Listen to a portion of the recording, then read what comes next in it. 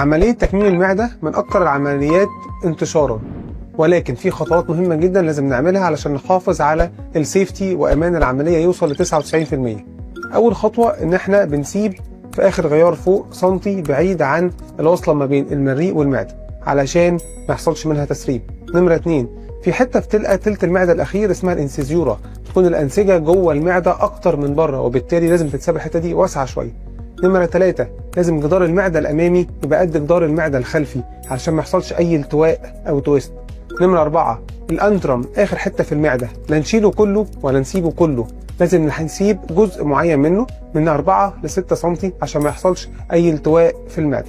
نمرة 5، تغليف المعدة ودفن خط الدبابيس، اللي هو خطوة أساسية عندنا اللي بنعملها علشان نحافظ على أعلى معدل أمان للعملية. شوية تركات بسيطة بنعملها عشان نوصل بالعملية لأعلى معدل أمان، وبكده يبقى عملنا عملية من أكتر العمليات انتشارا بأعلى معدل أمان بأقل نسبة مضاعفات عشان نبدأ حياة جديدة نتخلص فيها من الوزن الزيادة.